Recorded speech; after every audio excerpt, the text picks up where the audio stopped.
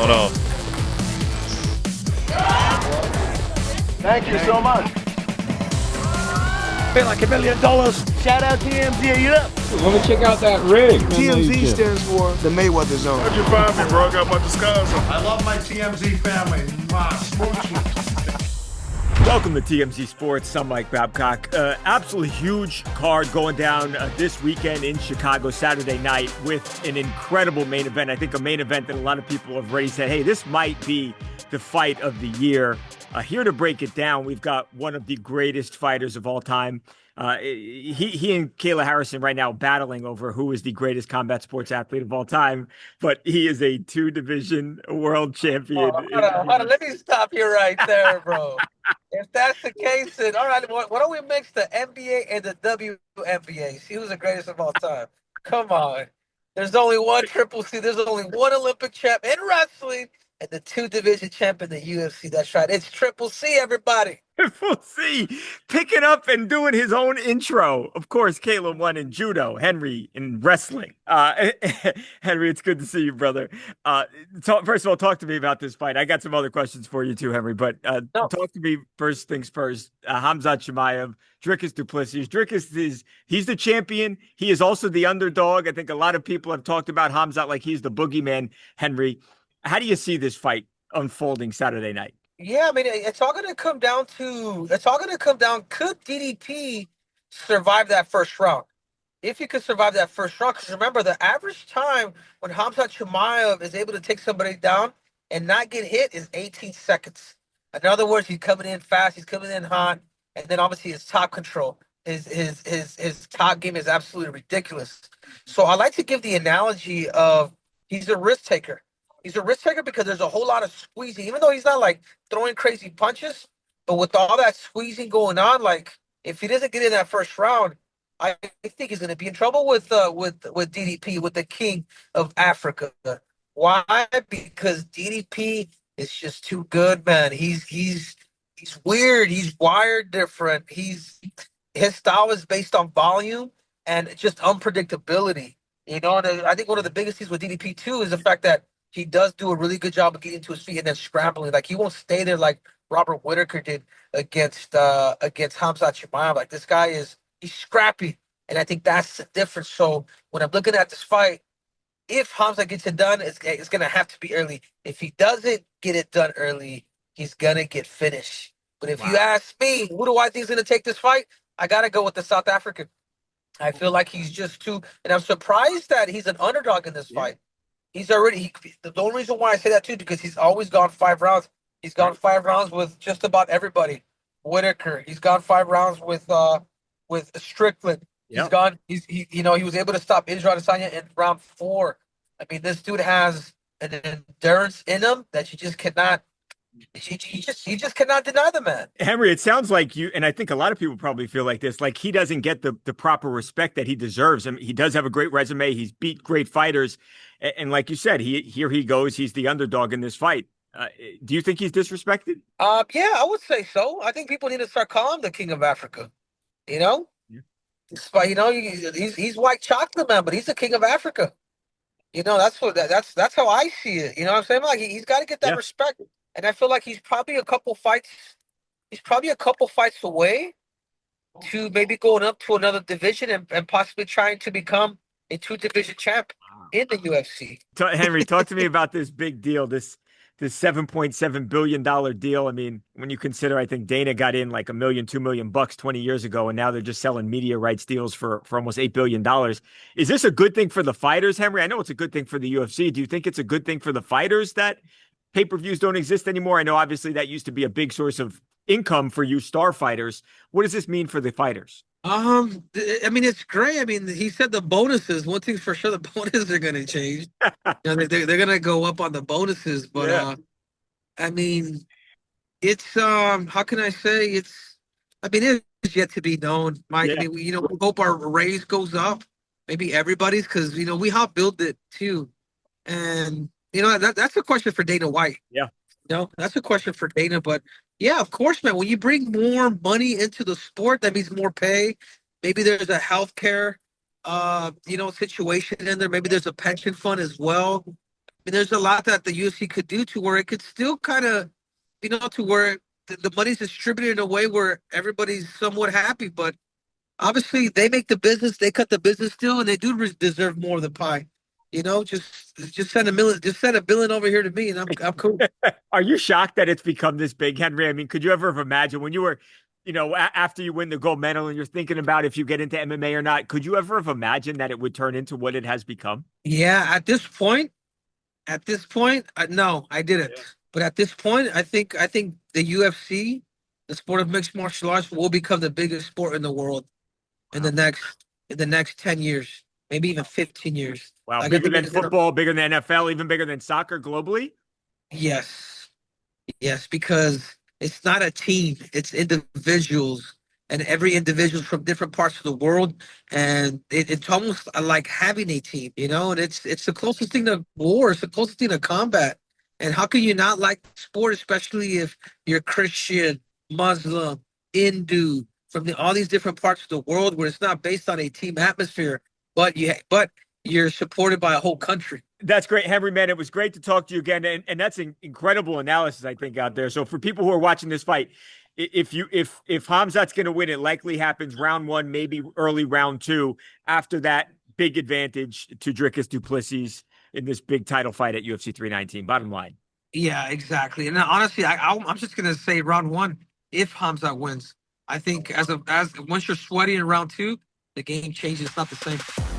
There he is, from the greatest combat sports athlete of all time. I hope Kayla's not watching this. My man. Hey, love you, brother. I'll talk to you soon. Yeah, later, Michael. Travis Kelce gets an offer he might not be able to refuse after confessing his love for sea otters to Taylor Swift on his podcast this week. We'll explain when TMZ Sports returns right after this.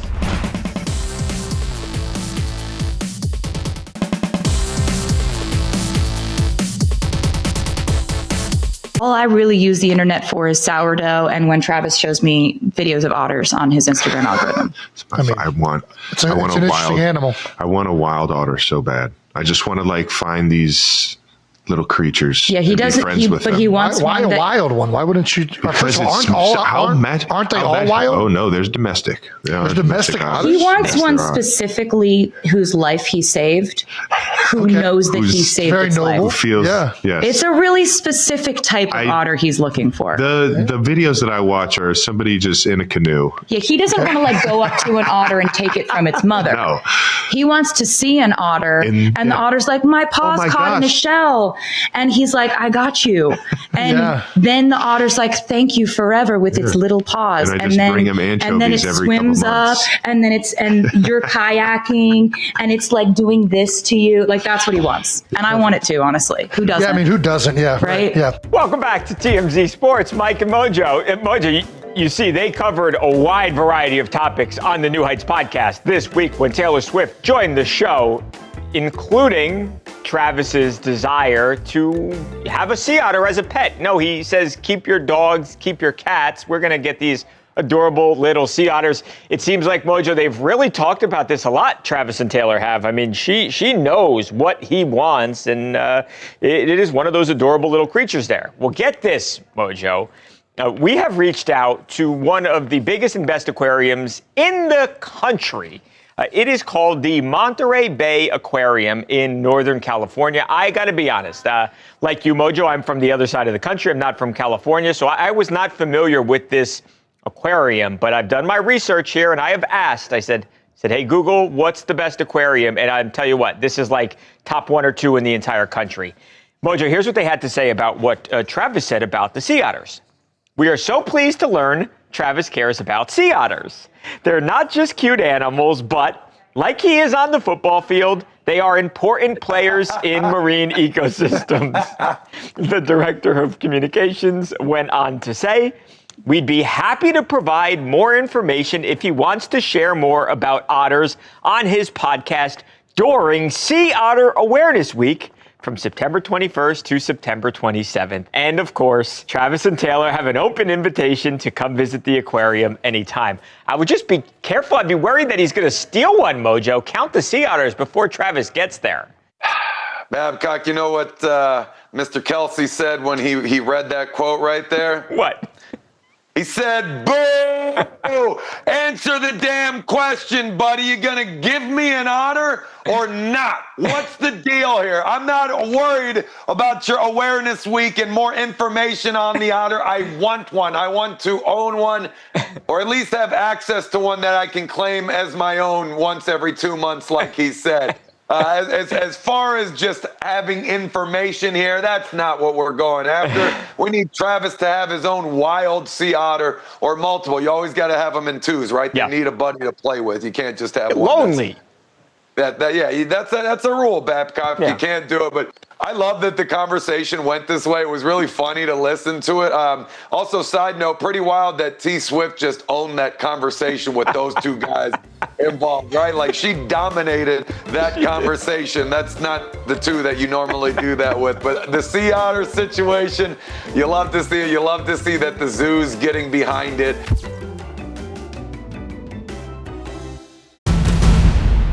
All right, Mojo, moving on to Triple H and Stephanie McMahon, who are on a beautiful vacation, Mojo, in Europe. They are in Mykonos, Mojo, Mykonos, Greece. Look at them out there.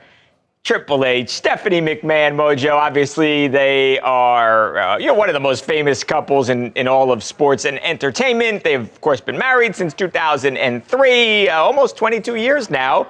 And they've got 3 kids, 3 daughters, and the kids are actually out there with them. So mom and dad didn't get away without the kids. They got the kiddos with them there, obviously having a fantastic time. I have been to Mykonos. I probably did it differently than they are. I can say, though, as far as scenery, it's absolutely gorgeous, Mojo. And, they don't look too bad themselves. What is it, 2025 right now, Babcock? Yeah. I started with WWE in 2012.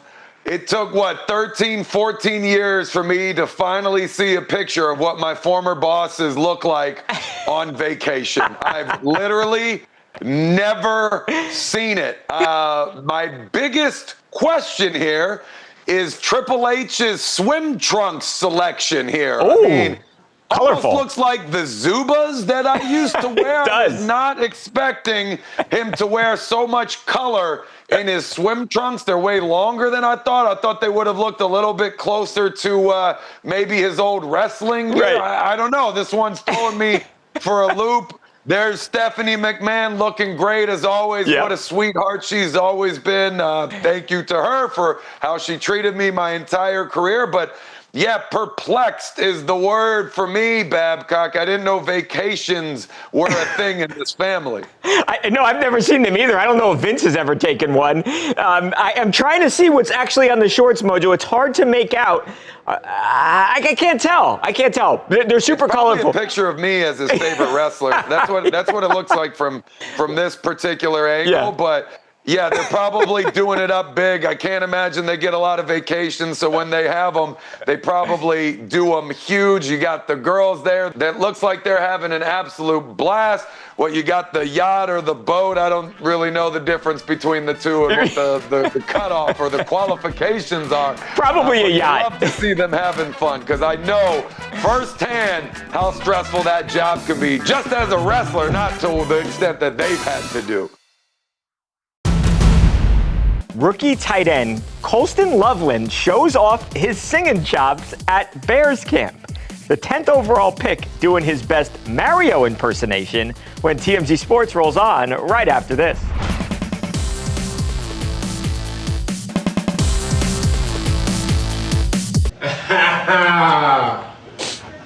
Thank you. Happy birthday, Coach. Thank you. I just wanted to get some icing right here. No, that's fondant. You know your kids. Fondant. Welcome back to TMZ Sports, Mike and Mojo. Mojo, Mike Vrabel, Coach Mike Vrabel, 50 years old, celebrating a big birthday this week, and some of the people in the Patriots organization, they got him a pretty cool cake, Mojo. It's not like they didn't just run down to the grocery store. It's obviously a football player, got the shoulder pads, his old number, and or if you're 50, his age, I guess, with his name right there on the back, Mojo. Obviously, he was a heck of a good football player, Mike Vrabel was, and he is a really talented coach. I think a lot of people were shocked when he was let go by the Tennessee Titans. The Patriots scooped him right up, Mojo, and they've got their guy, and I know a lot of people very hopeful for this upcoming season in New England. We'll stick with the summer camp vibes, Mojo. We'll go from New England to the Midwest. We'll go to the Chicago Bears training camp. Now, you know, Mojo, how this goes, because I'm sure you actually had to do this. When you're a rookie, you've got to do your little rookie performances for your teammates. It's something that the vets make you do. Doesn't matter if you're a top pick like Colston Loveland. He was the 10th overall pick by the Bears this past draft. He is a really talented tight end. He's a big guy, a really good athlete, and a lot of people have very high hopes for him. On top of being a really excellent football player, Mojo, turns out the dude's got some pipes. Take a look. Maybe I just don't let it go. You enjoy being hurt. I know you smell the perfume. Okay. The makeup on his shirt. Okay. You don't believe his stories. You know that they're all lies. You want to sit around.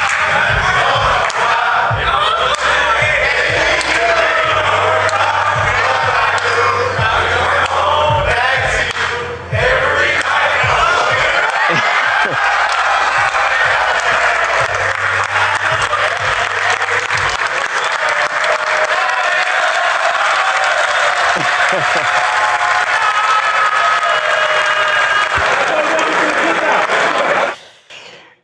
What do you think, Mojo? Terrible. Awful. The only thing that made this worse is when the rest of the doofuses from the Chicago Bears, the worst football team on the planet, started chiming in. Then it went from bad to horrendous. I wanted to gouge my own ears out listening to this. So let me just skip past this garbage football team and go back to Mike Vrabel here, Babecock. The Patriots didn't get him a cake. They got him a test. A test that he failed miserably if he was going to slip and slide on his diet in preparation for the football season. Let me tell you something, Babcock. Dan Campbell would never eat cake. He'd be having steak and potatoes and vegetables leading into this season because my guy stays in peak shape. He does. Mike Vrabel, I like you. It was your 50th. You thought you got to pass. You can't do it, buddy. Up next, back to our top story. Dricus Duplessis versus Khamzat Chimaev. Who wins the middleweight clash Saturday in Chicago? The only man to share the cage with both, Robert Whitaker, weighs in next on TMZ Sports.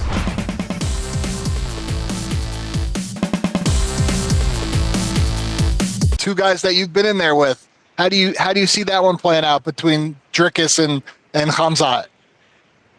Yeah, I think Khamzat will definitely take Dricus down.